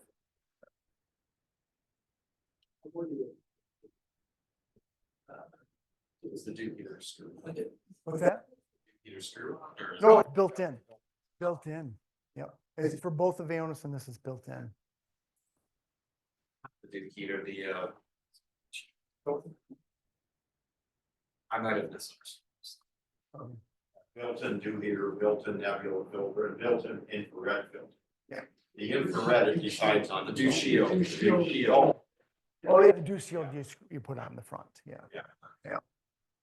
And there, one of the things I have noticed more so with the C-Star than with either of the other two models is if you have a 3D printer, you can print just about anything that they make for these. So if you're handy with that, you can save money with that. Yeah, because some of the accessories you get for that, I noticed they vary a lot. Some of them won't fit quite tight enough. Yeah. And there's other ones that are too tight, so you may have to play with the. That's why the caps at the top. Yeah. Yeah, as soon as I got mine, it was a little loose too, so I put a little tape on a couple edges there, so I wanted to get it. All of them, pretty much all of them have Batinov 3D mass out on Thingiverse, so you can get those. I noticed something here too, that's it. Initially, every time I turned it on, it asked for a leveling to the Venn diagram, you can see it here. Mhm. Lately, I turned it on and it's ready to go. Yeah, It hasn't prompted me for leveling at all. And it, Are you always in the same place or really? I guess they just did a firmware upgrade. Yeah, I just did one. Yeah. So maybe some change there. Yeah, it runs me. It's too simple. yeah. Literally, I turn it on. And tell it, objects, and it goes right to it. That's like magic. Yeah, I set mine on my desk, as long as I'm in the same area. I usually don't have to do a compass calibration level, I just set it down there and turn it on. Yeah. And the deck's a little shaky, so I just go inside, so I'm not disturbing the Yeah, deck. you're doing this right now after, like I said, after like 5 years. So if you'd have went through, so when I first got mine, my first Equinox, it wasn't even the Equinox 2, it was just the Equinox. When I first got it, you'd set it up and it would take a picture of wherever you're at and it would do, the mapping and say, okay, I think I'm here or whatever. And after a couple minutes, it would say, okay, you're good. And then you'd slew somewhere and you wouldn't be where it wouldn't go to the right place. And then you might have to do it 2 or 3 times. And they just kept getting better and better to like now, even with the Unistellar, it's 10 seconds and it knows where it is, So they've just gotten a lot better with the software. Perfect lazy astronomer still. Yeah. Like I said, though, if I had to do it over, I would have learned differently, though, because you really, the biggest thing you miss, in my opinion, is learning the night sky and where everything is, So, that's one of the things that I've sort of tried to work on as I go through. Just missing being outside. Yeah. Well, I don't miss that right now. I miss that in the summer. Right now for the cold and that we've had clouds every day for forever, but yeah, no, I know what you mean. In fact, there are lots of times where I'll have this out, or even my astrophotography rig out in the fall, and I'll just sit outside even if I'm doing something else because I miss being out with it, you know. It's nice to, just set that, integrating on something and go real telescope. Yeah. A real telescope. I love that. I wouldn't use that, that word, but yes, it is nice to, it's nice to set my, you know, my Red Cat or my ASCAR to go photograph something that's going to be 6 hours and then come play with this. Yes, that's the way I would say it. Yeah. You don't mind me asking, on the topic of things you're missing, you're obviously a pretty extensive collection. How much should that say? So a lot. So when I bought well, I got in on the Kickstarter with the Equinox. So, but that was just a little under $2,000.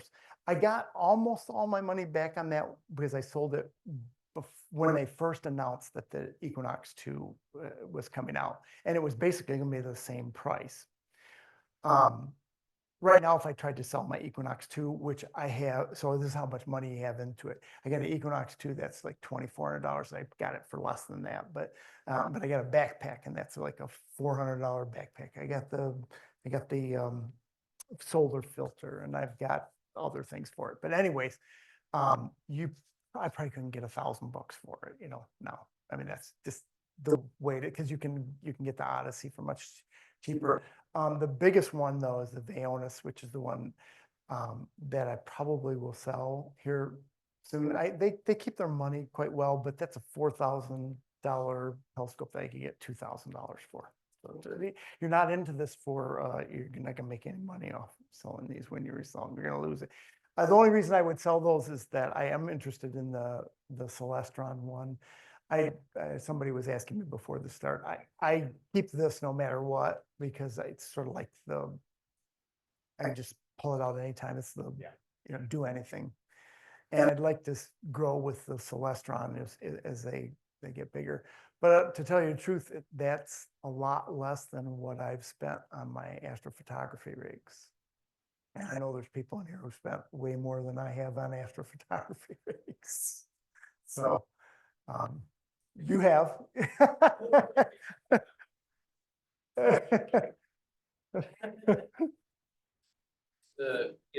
The club telescope just came in, and I've noticed in the case, it's kind of like a lightweight foam. Have you seen any wear and tear over? Yeah. I heard it when they first, so I've had mine over a year now, and I've heard that, but I haven't seen it yet because people were saying, well, you're only going to have so many times that these things can get clipped inside here. But I've had this a year, and you know, it still seems to be as smooth and as tight as when I got it. So I haven't seen that. I haven't seen anything online where people are complaining these coming apart. It is tape, you know, they use a tape inside here for the hinge. Yeah, and it's substantial tape. It's not like thin tape. So people are worried about it, but I haven't seen any complaints about it. But you're right. This weighs, I don't know, does it even weigh a pound? I mean, there's not a lot to it. Yep. Well, basically what you get with the modeler is the tripod, the telescope, the wire to charge. They don't give you, I mean, so it's USB, so you'll have to do that yourself, and the filter. And that's it. That's all that goes in there. That's all that'll fit in there. It takes up pretty much all the space. You didn't get a USB. Yeah, yeah. No, it requires, you don't get like the adapter. You got to plug it in USB. Yeah. Any other questions? You're free to come up and look at it, the club one or mine, you know. Check. Any questions on which one can image through the clouds? Well, you can. They can all image the clouds, but not through them. Well, actually, I found that thing is pretty tolerant of it. I did, the last time I took it out, I did, the Pleiades.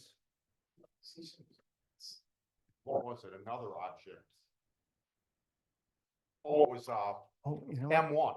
Here, let me, And I got wondering about it because there was a couple times, you know, I kind of was inside and I would go back out and check and everything. I looked over and it was cloudy where M1 was.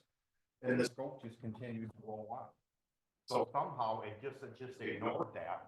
It just kept stacking anyway, ignored those stacks, and when it cleared up, it started doing it again. I was absolutely amazed. In fact, I should send that picture out. You can see what it looks like here. And this was like in the worst light polluted part of my sky. You know, only about that high up. And it got a really good shot at it. And with intermittent clouds too. Yeah. Okay. Yeah. this isn't, this one, so for the gentleman, John Wallbank, who asked about the clouds, this isn't the clouds, but, I mean, I wasn't planning on showing this, but.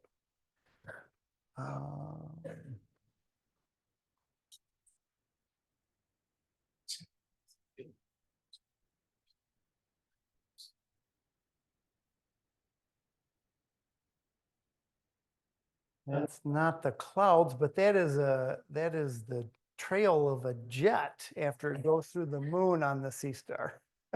Wow. Yeah, just, well, if you live in Canton, you got a Oh, lot of that's true. opportunities for Right. this because the moon's Yeah. right there and the airport's right there. Oh, that's neat. So, Okay, okay. Any more questions? no. Thank you very much, Oh, Gary. thanks. Excellent. You need this?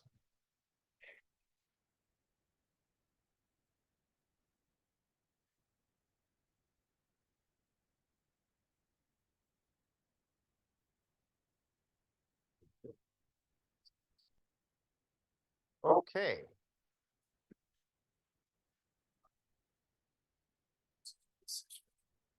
So I have just got a couple things here.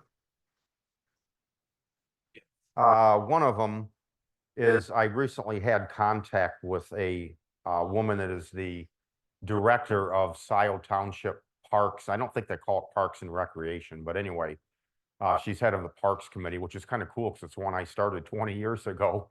But anyway, I happened to find out indirectly that she did some event at this little park that's right behind Scioto Township, where she had people come out and she was doing some astronomy thing.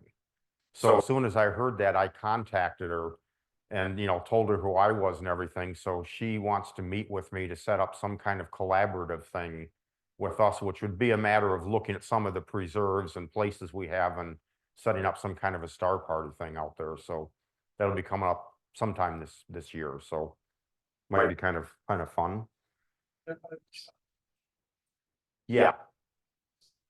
Gas station in there. Right. Yeah, you can only control it so much. The site is actually like behind township. If you ever been back, there is a little airstrip for radio controlled planes. But they're still going to try to preserve that, but still have like a park area too. In fact, that's where I first went for the Comet. I went out there. The nice thing is it's got a really, really good northern horizon and an excellent western horizon, except the western horizon looks directly at the truck stops over at Baker and 94. So it's a lot of light pollution over there. So we probably could find a better site as far as something darker than that. That little park, somebody had mentioned it because somebody did a star party over there. It's off Liberty Road, Liberty Pond. That's actually reasonably dark there because it would be kind of like Scioto Farms, which is actually amazingly dark for what it is, except there's no street lights at all. So that's not too bad a spot. Not quite as good as the preserve down on Parker Road, but it's approaching that. So that might be an interesting spot. But anyway, something we're going to talk about and we'll come up with something. So also, I just wanted to do a shout out to Doug and Jeff for handling all the calendars and books for us and everything. Once again, very much appreciated. And one more thing, I don't know how many people participated, because I didn't see all the participants for the Dean Regas presentation that was Tuesday night. Fortunately, I got back from Muskegon in time to see that. But there were people from all over the country watching that. And it was good because Austin was part of it too. So part of it was like from here, the other part was where Dean was down in Cincinnati. But this guy's a really good presenter. He's just got just something about him. He's kind of good, but yet informal in a way. I really like him, but I really encourage people to send us. And he did, in fact, to send an email out with a link to some more of these. He calls them classes, actually. And they're interactive. While he's talking, he actually asks you questions and for input and things like that. And I really encourage people to join those up. I really think you'd like it. So, pardon me? Feel what, yeah, I'm sorry, you should have seen an email from him, was sent out to the whole club. And he had a link in there to it, and all you had to do was just click the link and join it. And then the next day he sent out a recording of it, along with a link that you can use for, I think it's his next 3 or something like that. Something, yeah. Oh, yeah, that's right. And there was a passcode which he gave us. Yeah. But I think you'd enjoy. I mean, it's something actually, if you went there in person, this is how he makes his living. But he's willing to just kind of give them away to us and everything. And he is actually a club member now too, so, which is very cool. But anyway, I think you'll find him very interesting. That's all I had. So, Amy could not make it tonight, but she sent an email and just wanted to point out that we are no longer sending copies out of the newsletter, mailing any of them out. It's all online now. So she's going to take the area where that postage thing was, the address and everything, and repurpose that so we can use that space for something.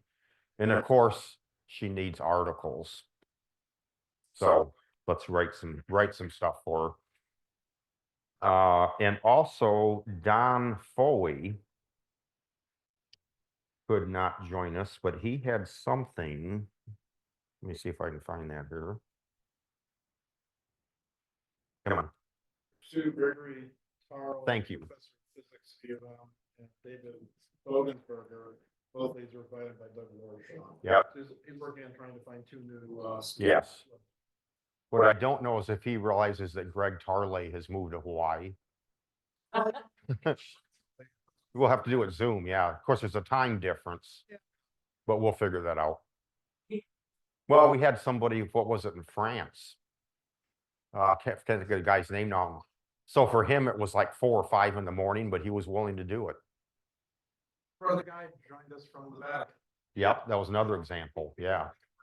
Yeah, well, as he said, might be late at night, but he's an astronomer, for God's sake. Yep. In fact, now that I think about it, it's kind of getting close. It's kind of getting close to Brother Guy time again, isn't it? Yeah, I think I'll reach out to him. See, so, oh man, yeah. I think he does pretty much every year. It's usually in the fall. In fact, actually, he might be in town now. Yeah, he emailed me because I went over to Italy earlier this year, like October, and I asked, hey, when I stop by, he's like, no, I'm going to Michigan next week. Okay, yeah, I was gonna say this is around the time he's around, yeah. He said, Yeah. He is a cool person. He is really very, I love that guy. Okay. Yes, Ken, go ahead. Is that all you've got? Yep. All right. Yep, you're up. I don't have a report. My wife Christine was working on getting our event onto the Observer, both in the printed form and the website. She emailed the contact over here. His last name is White. And they said that it was their fault that our stuff wasn't on their website. So she said, okay, fix it. And we're still not on the website. So she's sending other emails. We're trying to figure out why we're not shown on the Observer website. The print version, but not in the.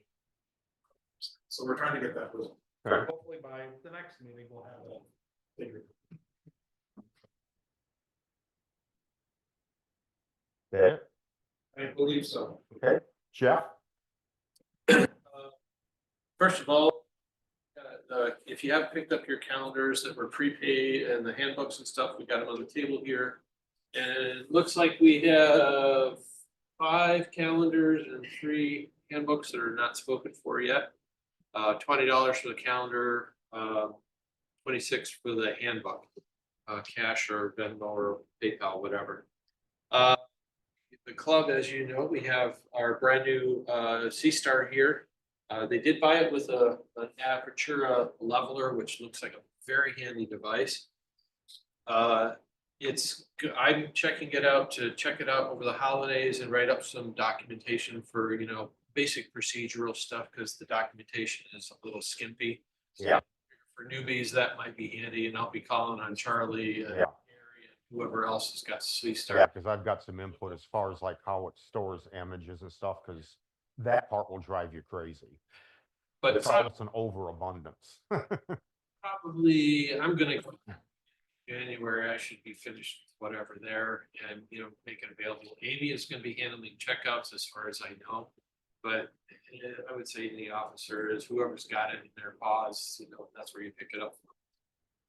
The only last thing I know is the web's hosting that we're doing through HostGator.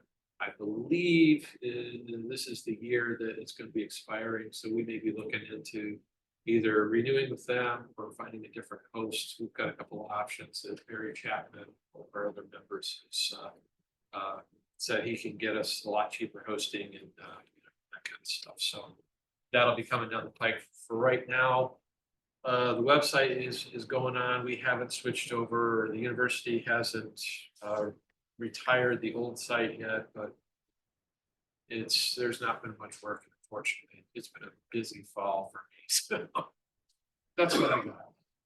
And if you want to check it out, after the meeting, I'll put it away last. The Sea Star things. You don't happen to have the app installed, do you? I do not.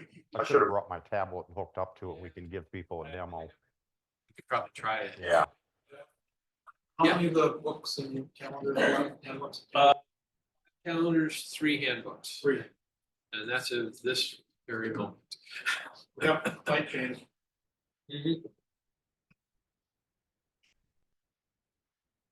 Ryan? Nothing to report other than, a couple of little reports. Did anybody see the Reflector magazine that came out, Yeah. Reflector. This summer, the national conference is gonna be at Bryce Canyon in June. Oh, yeah. Place to go. So yeah, the AstroCon has been lots, and it's really focused on astrophotography. Workshops and just the visual observing. It's one of the darkest places that you'll ever see. The darkest places I've ever been. And my old friend from the Salt Lake Club called me, and they had a hole in their schedule, so I'll be speaking. Cool. Decathlon. 10 different types of astrophotography. So anyhow, if anybody wants to go, I can tell you all about it, but Bryce Canyon is just a nirvana. Which death are you gonna be talking about? I'm talking about doing all 10. Oh, Yeah, that's like doing it as an event. Everything from wide field to planets. Yeah, it's a nerdy talk. But basically, it's just a chance to just show people, here's all the different things. If you've ever done this, try this. If you've never done this, try that. I also have my calendar. It's this year, went to Vistaprint, much improved. Not gonna go to Sugarfly again. Okay, and we got a shot in here from our Lowbrow friend Norbert and I from South America. All right. Aha. So Norbert helped me take this picture and also the 158-inch on top. Nice. So I have a few of these, should anybody be interested. She's like to bring up something. That's what I was just wondering. Yeah. 35. And I even have my credit card.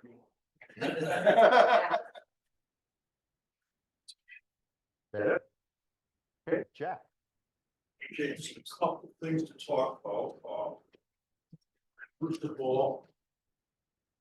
This projector. No, It can be.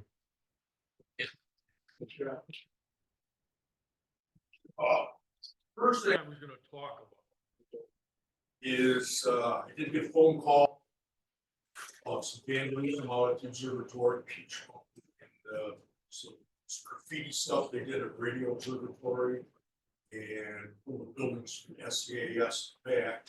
So I did go out and looked far, and, the graffiti people went up there and decided to out the door and make all kinds of statements. Here, see what it is. Here, yeah, a little lower. Here you go, a little lower. There we go. So, because that was done in chalk, not paint. Okay. I was able to clean it off with seventh generation cleaner. And, sprayed the thing, just wiped it off with a cloth. And it looked good after about 10 minutes, but. This, as you know, this is the second time, about 2 years ago we had one. Yeah. They did the building side of the building that called, UV police, they came out with a statement about the whole thing. This was included into a report done by SCAS Police Department. So there is a record of it. But, vandals are vandals, they got away with it anyway. You know, probably have. So, you have to work on keeping it clean and keeping track of what's out there. And I know we have talked about cell cameras out there or trail cameras that they use out, like the DNR all they use. Looking at that, did come across interesting. There is certain companies make what they call cellular trail cams. And they work off AT&T or Verizon. So like if you have something sitting out in the middle of nowhere, as long as you can pick up Verizon or your cell phone, this camera should work on. What I haven't seen a good one sold around here, but most of them that are really good. Cabela's has one, so I got to run down to Cabela's. I want to look at theirs. And there's a couple places we couldn't put trail cam there. I'd like to have the cellular ones so we can actually use it.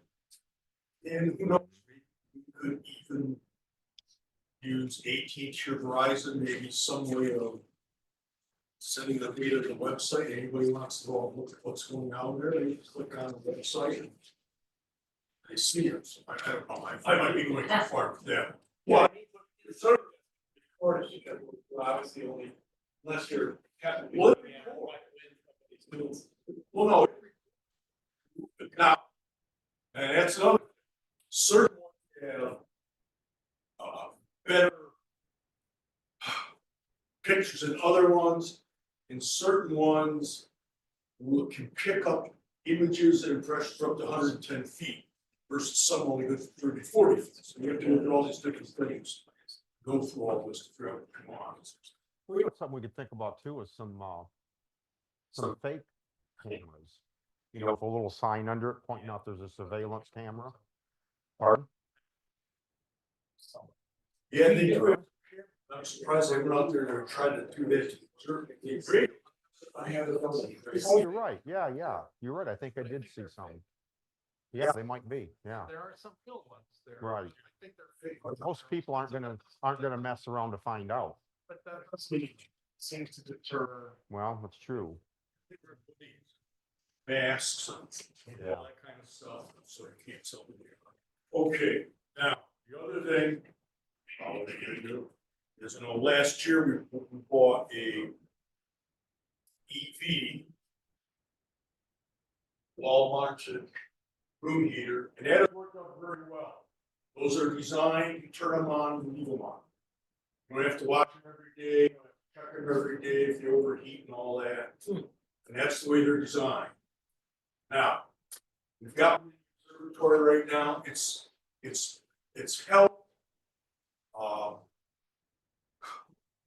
When the temperature gets down to 0 or below 0, then the temperature drops usually let's say 15 to 20 degree area.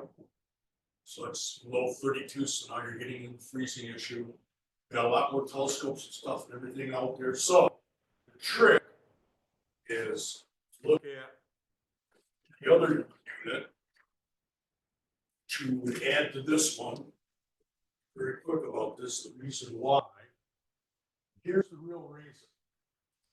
This is the new one that came out this year. And it's got, as you see, imaging things in here, smart displays and all that. It's kind of neat, and I'll get to the point real quick. Part I'm looking at here is the freeze protection. We set it up. Anytime it goes below 40, it automatically turns on. Now, there, it's designed and built in that way. It's got a little Wi-Fi system in there to control everything in that too. Now, those are like $315 a piece, but because Christmas is coming up, 25% off, it'll be about $236 probably. Thinking about buying another one and installing it in there. The old one goes on north. You have right now, new one go on the south. Those two are run on different circuit breakers, but they're 20 amp circuit breakers. This is only going to use 8 amps, 8.3 amps. So we should not have any problem with the units on or off because they're going to be on different circuits and everything. Go out straight up. It looks like it'd be safe from us too, because I noticed it's got a child lock function. Yeah. Yeah. So that's what's going on right now. The idea is because we also have the 17.5 inch out there, and 3 or 4 other telescopes out there now, and it's a lot of other things we've done with 24 inch too. So over the last few years, we've been putting heaters in there, but we'd be better off to have a permanent system set up that is always in control instead of having to go out there and update things and turn things on and off. What's the minimum what's the minimum amount of stay above? For the year, I mean, there is a little bit of oil, grease and stuff like that. Typically, we're not using the scopes, when it's freezing, we're just trying to keep it so that everything's in good shape when it go back. Yeah, you keep it above the freezing level, so like I said, 32, we keep it at 40 degrees on this with the freeze of the freeze protection is on. Other places will tell you that too, I've read that before. Keep it 10 degrees up, lowers down to 32 and should be on, heat up the whole place. And the other reason we're doing this is, most of you know, it's a cinder block building. There's no insulation on it. There's no insulation on a roof or anything. You can buy a lot of insulation, re-insulate the whole place. It's going to cost you to do all right. And this heater might, the way these heaters are set up, the way they work, they're designed to be turned on continuously. Last one I turned on in November, we kept it on until I think mid-March. That's what they're designed. So, I've got to talk about right now. Have a Merry Christmas. And if any of you guys want to participate in quantum theory, Oh, I need another one of those. so you'll get some dark energy and dark matter going. Thank you. Actually, it's you have noticed the electrical bill. Now, because it's only 8 watts. He's, he said run about 4 to 5 cents an hour was run. So, but we're gonna run 2 of them, but it really shouldn't bother. They don't use as much energy as the other ones do. Like, I've got some other ones I bought house from Lastro and Angelo and a couple other companies. Those things all run like 12 amps or something like that. You put in a circuit, you got a 20 amp in the house using everything else, something's gonna get wrong. But that's why people have problems. That's what another story company worry about. Okay, we're more for energy people. It's $300 for, so. I know, but they're paying. They're not gonna charge us. They're paying.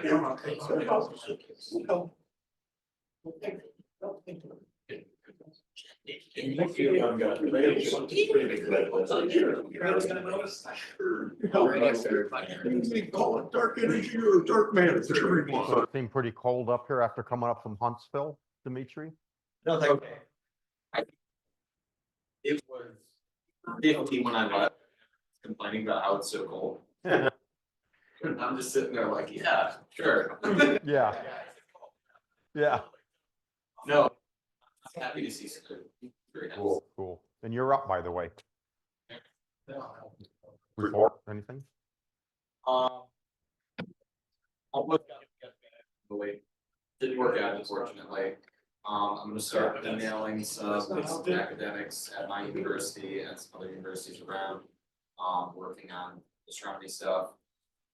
We'll see what happens, but the search for guest speakers is ever continuing.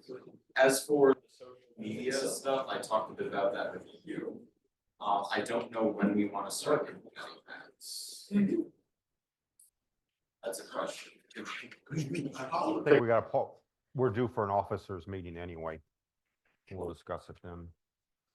In fact, we're overdue. Well, I idea that we have the YouTube channel, we have the social media. Yeah, that's what, website. yeah. Why not? Instead of just putting club stuff there, we can have, if members are doing a project, they can make a video or they can make a article, kind of like what we do with the newsletter, but we can do that for the YouTube, for the other social medias. I'm blanking on what, I know we have other social medias, I just can't remember it right now. Astronomer. Yeah. Facebook. Facebook, X. No. Yeah. So the idea was members are doing something cool, they can put a post on there, kind of more of a community thing than just official. You know, and that would probably get us more outreach and all the other fun things that come with it. That's all I got. Okay, thank you. And I don't see Doug Scoville in the Zoom audience, so I think we've heard from all the officers. Does anybody have anything else? No. Eclipse is a few months out, but they're gonna be. Yeah, March something. It's 13th. Yeah. There's been no discussion of that yet. I just put that out there. I'm sure Scherzer, EMU Scherzer will be open. Yeah. We'll have the. Right. We got something in each month. On the other hand, Scherzer's probably easier to get to heat. Yes. And stuff like that, yeah. And who cares about light pollution? Exactly. Right. Yeah, if we do something, I think we're better off doing it over at your place, really. Exactly. Who cares about the light pollution? You know? Seaside, just sit inside. There you go. Yeah, exactly. Sit around and drink beer.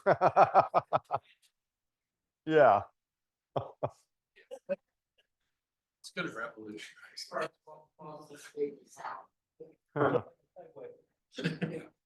Anything else? How about a motion to adjourn? Support? Okay. We're out of here. Happy holidays, everybody.